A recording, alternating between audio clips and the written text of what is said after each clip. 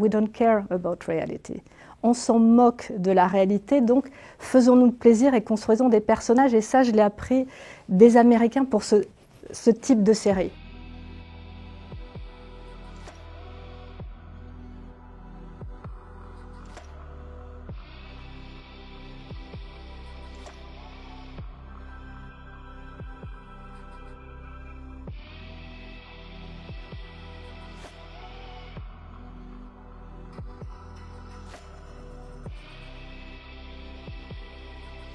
Il fallait lancer quelque chose d'atypique, d'ovni. Je pense aussi que c'est pour ça que j'ai été aussi à l'aise en préparant cette série, c'est que je me suis donné toutes les libertés du monde et que surtout les Américains m'ont laissé m'octroyer toutes ces libertés. Donc ce que j'avais envie de faire depuis des années, casser tous les codes, je veux dire, ça a été la série absolument parfaite pour pouvoir faire ça.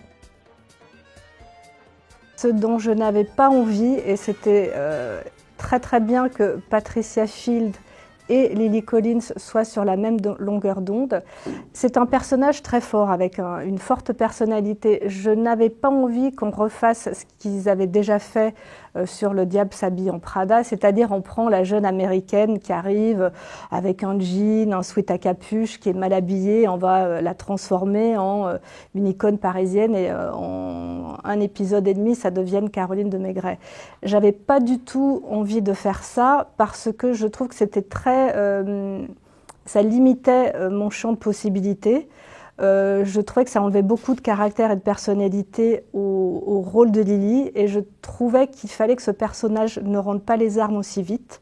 Je voulais aussi que ça bouscule déjà par son apparence un peu les codes de la mode. Et c'est pour ça aussi que même la saison 2, il n'y a pas eu d'évolution complètement. Cette fille ne se rend pas encore. Elle connaît les codes maintenant et si on fait une saison 3, je pense effectivement qu'elle connaît les codes depuis un petit moment. Elle observe Sylvie, sa patronne. Elle va certainement les réadapter à sa manière. Mais là, il faut trouver la subtilité.